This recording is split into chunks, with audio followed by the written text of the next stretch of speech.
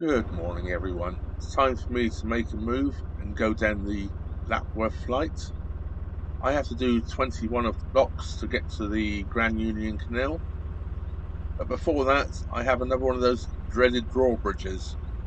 I'm not going to put you through the anxiety of watching me do another one, so we'll meet up again at the top of the flight.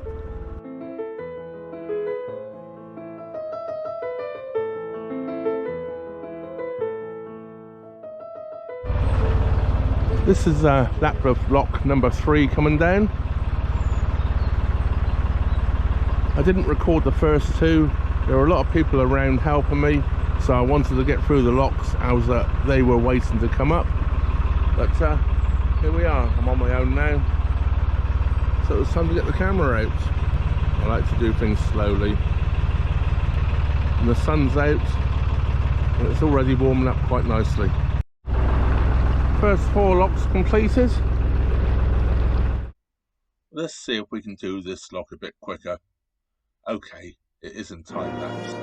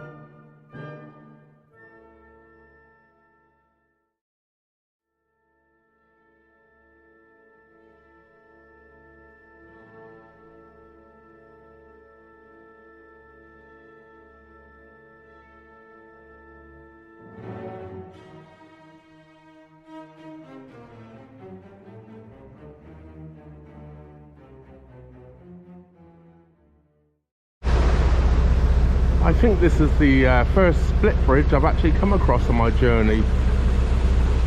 Great idea, split down the middle so the tow rope for the horse to go through. And this being a turnover bridge as well, quite cleverly, it's like a little cotton reel up here.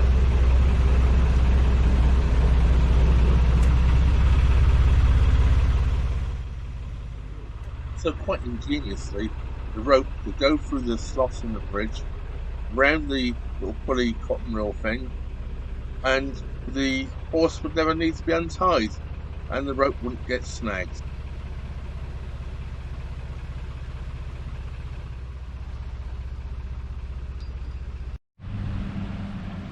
Well, I'm coming down Lapworth Locks. It's quite beautiful here. Just have these little like side pounds to hold a little more water between locks. Beautiful house up by the bridge there.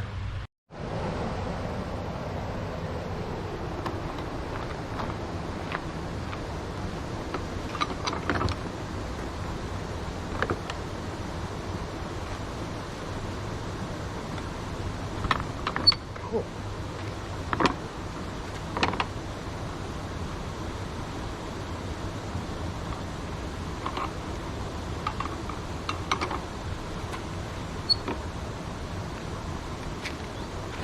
Done.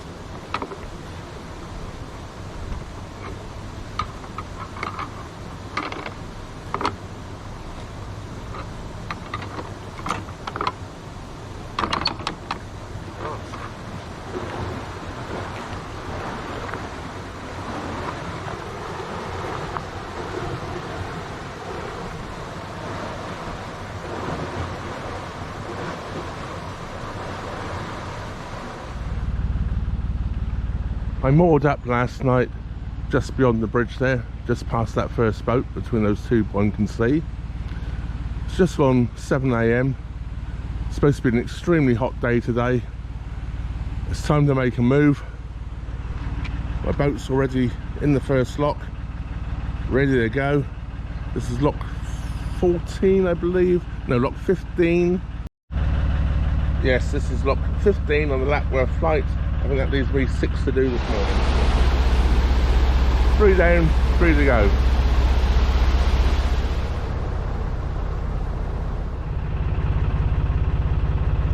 Some very nice properties here. Gentleman's out in the garden working on his laptop. Now, who would like an office like that?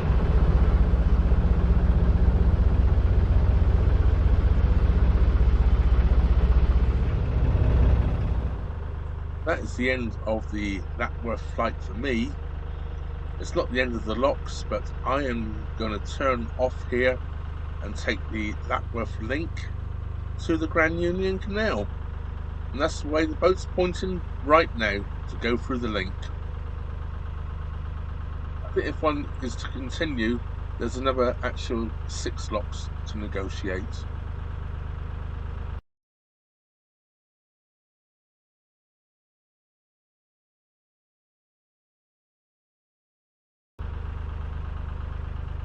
As we go through here, you may be thinking this is an extremely narrow cutting. That is because this used to be a lock. You used to have to lock up and lock down between the 2 canals. Here on the right, we have one of the distinctive old lockkeepers' cottages, or mile cottages as they used to be known, because the lockkeeper looks after 1 mile of canal. And another one of these distinctive bridges with the gap through the middle for the tow rope.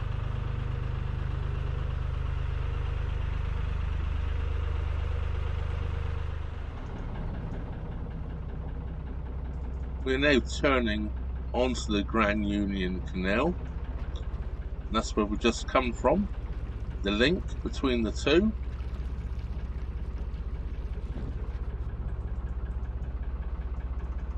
And around she comes.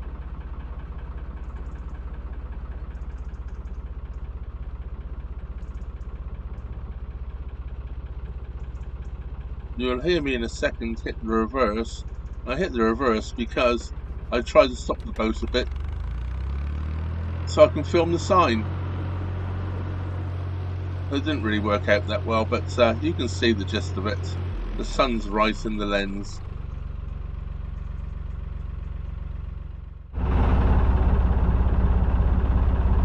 Topwood pub, very, very nice.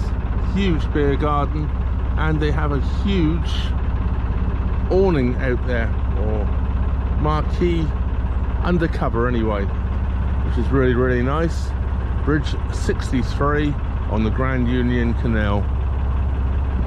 Rather a splendid property right next to the canal here also.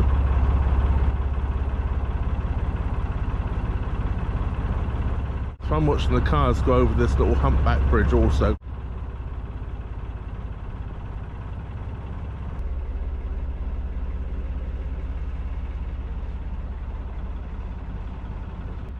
Here we can see the big canopy they have in the back garden. And on the opposite side of the canal, we have this splendid old brick building.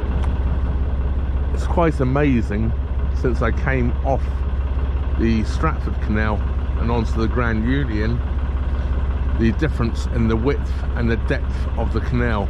Even through this cutting here, it's still wide and very deep. Compared with the Stratford Canal, I'm doing half the revs and twice the speed.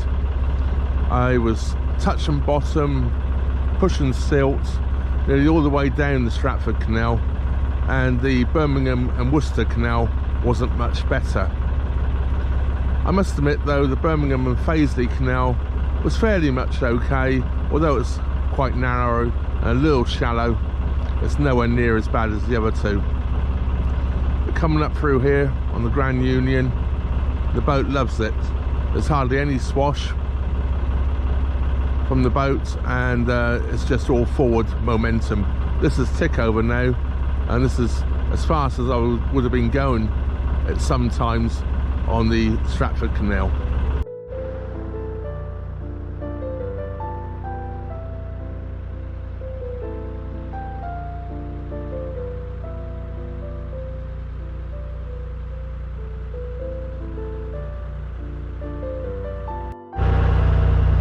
This is quite a deep cutting here. I'm pretty sure if this had been one of the earlier canals, this would have probably been a tunnel. But being one of the later canals built, the Grand Union, they had better machinery, well, there was steam machinery, steam powered shovels,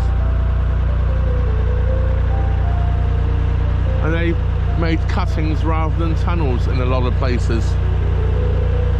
But I've seen tunnels go through places with less soil that would have been above them than this cutting is. This is a Shrewley cutting, I believe.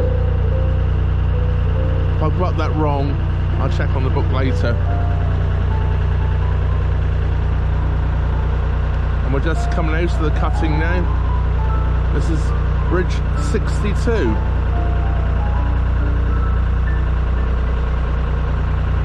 And the sun's decided to join us as well. I had a few spots of rain coming through the cutting.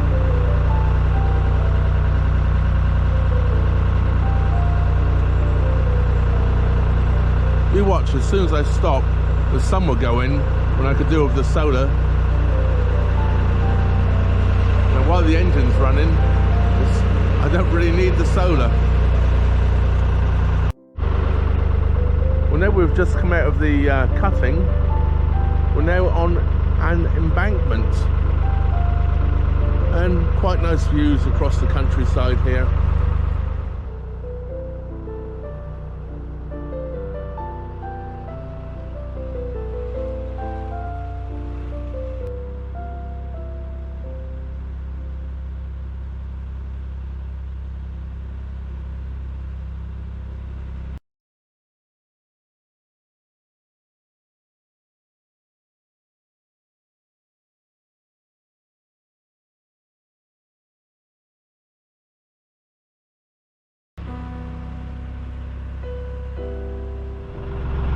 I see a brick wall here. I'm not sure if there's a little aqueduct or something we're going over here.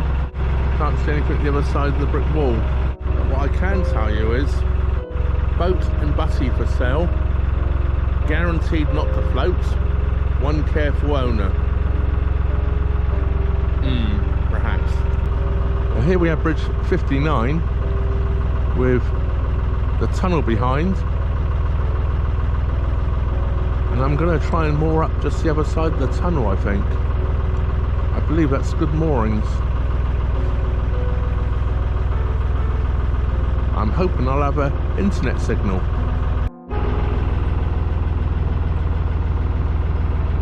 Old wooden vessel here, look. You can see here, they had to come through layers of rock to dig this cutting before we get to the tunnel.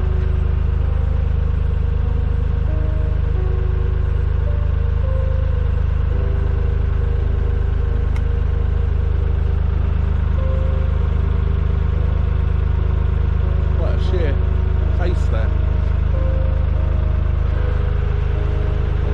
Both sides.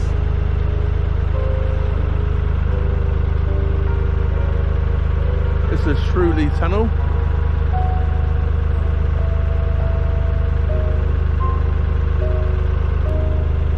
This tunnel, look, also has a tunnel for the horses.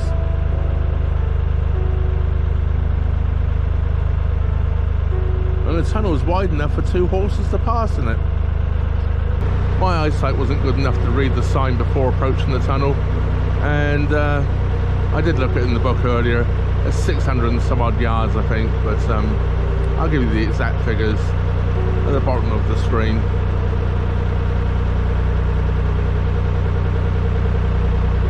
Quite unique, isn't it, with towpath having its own tunnel.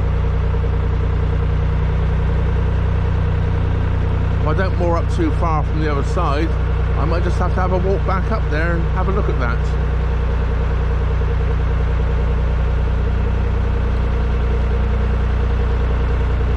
Oh, it says it's 396 metres. I was miles out. The water running down here. This is a wet one.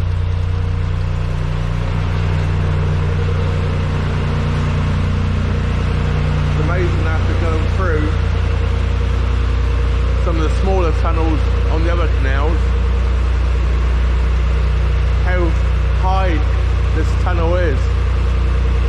It's huge compared with some of the tunnels I've been on the network, but it's very wet. And guess what I forgot to put on? Was a coat. There we have it, Shrewley Tunnel.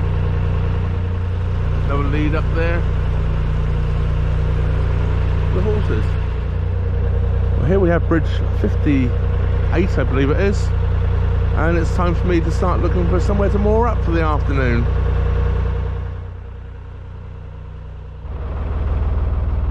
It looks like we have long-term moorings here on the offside bank. Probably can't see that sign now, it's too far away, I was a bit late. It says Mid Warwickshire Yacht Club, open for membership. And I'm thinking somewhere just the other side of this bridge will do me nicely. Hey, Mr. Swan. And Mr. Swan. Or the other way around, I've no idea. They all look the same to me. Way up to the road there.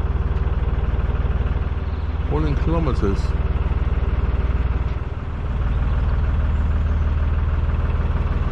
1.5 kilometres, there's a stop. Perhaps I'll carry on for a little bit. Rather a nice winding hole here. You can't turn around in there. You won't turn around anywhere. Well, I'm now moored up just past that winding hole. I'm about 500 yards short of the top lock at Hatton Flight. I intend to stay here for a couple of days. They give it extremely hot for the next couple of days, and I'm hoping for it to cool down a little bit before I descend the 21 locks. When I get to the locks, I will wait for another boat. I do not intend to go down on my own. It's much easier if there's two boats in these wide locks. It stops them getting thrown around all over the place, and of course the extra help from another pair of hands is always very useful. If you're not already subscribed, please consider subscribing. It really helps the channel. And if you really want to help the channel out, consider becoming a Patreon or joining the channel as a member.